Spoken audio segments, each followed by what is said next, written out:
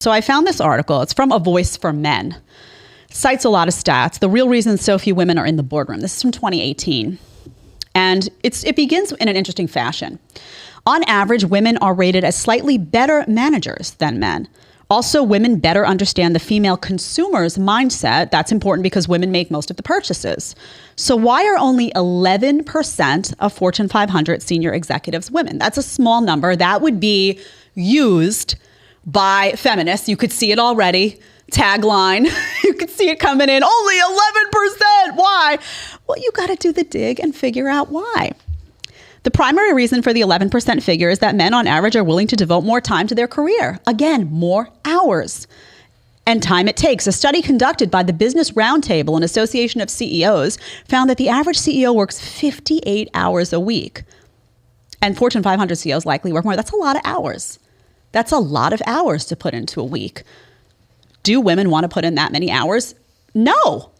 In general, no, comparative to men. They don't. That's not a reason to belittle them. That's not a reason to embarrass them. Maybe they're just different and they have different priorities. Could that be? Of course, now acknowledging that men and women are different is essential to this whole conversation, right? We can't have this conversation if we're going to say men and women are the same. They're not.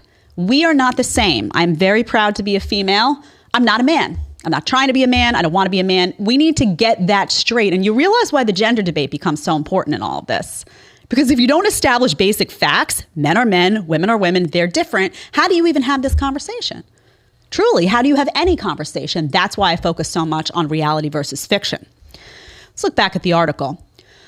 The October 10th, 2004 lead story on 60 Minutes and the September 2003 New York Times Magazine story documented that a majority even of Ivy and Stanford educated female alumni did not work full-time. Harvard Business School reports that only 38% of its female MBA graduates during their childbearing years work full-time. Do you see how there could be a huge disparity in the number of hours worked between men and women given those statistical facts? Dr. Warren Farrell, author of Why Men Earn More, found that a key reason men earn more is the number of hours worked. He keeps saying it over and over again. Why is this ignored in the conversation about the pay gap? Well, because it's convenient to ignore it. That's why, because it's easier to just have a talking point and put it on a sticker and run it on social media, and then a bunch of robots follow it, pick it up, and then suddenly you have people voting based off of that. Okay? It's no secret that women tend to vote Democrat. Why? Because they eat up all these talking points when, in fact, a lot of these outcomes are a result of their own choices and their own decisions. This is reality. This is the fact. This guy also says, the guy who wrote this article from A Voice for Men, all this doesn't surprise me. Having been career coach to 2,000 professional clients, 2/3 female, I know that more women than men prioritize work-life balance, wanting more time for family, home, friends, and recreation. This is true. And again, I can walk and chew gum at the same time. I can talk about stats and I can share personal experience. When I came out here, I could have done a podcast 7 days a week. Pat was open to it. He was like, what do you want to do? I don't want to do a podcast 7 days a week. I'm doing a podcast 3 days a week. Do you know why? Because I have a 2.5-year-old and he is my number one. The job I took before this was with Fox and Friends Weekend. And I did very long shows on Saturday. We had a 4-hour straight show. So it was a long day. It was like an 8 hours in TV is a lot. 8 hours on Saturday. And I had a brief stint on Friday. And sometimes I'd fill in here and there. But I chose that because I was in a phase where I was like, you know what? I'm going to have a baby. My family comes first. That was a decision. Could I have made more money if I had opted for I had different opportunities presented to me. I said no. Because for me personally, and I happen to be a female, last I checked, for me, work-life balance is important. I'm not somebody that's comfortable getting 3 hours of sleep a night. I realize that I may not make as much money as somebody who is capable and wants to work get 3 hours of sleep and wants to work, 80 hours a week. That's not me. That's a decision. So then I can't sit home and complain that I don't make as much money as that person, right? I'm making decisions. Women oftentimes make different decisions. Think about the women and men in your life. Women, they want to do their exercise. They want to spend some time with friends and family in large part.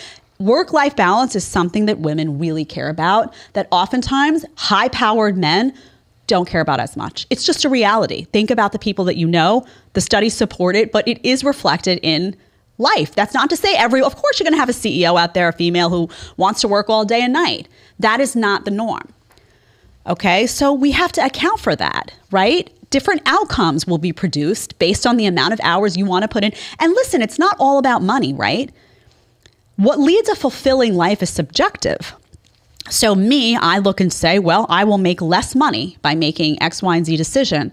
But my decision is that I will have a more fulfilling life because I will have more time with my child, with my family, time to exercise, and get that 8-hour quality sleep because I'm a health and wellness girl. And if you don't sleep, death's coming to your door sooner than it would have. Just saying.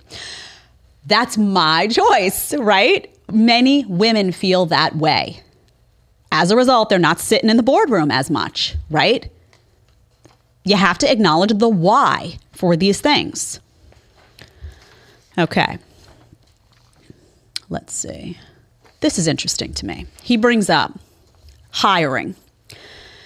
This is on page 2 at the bottom. Imagine you were the CEO of a company and were considering 2 employees for a senior position. Candidate A had, over her or his 20-year career, worked 50 to 60 hours a week and in spare time made great efforts to keep upgrading skills.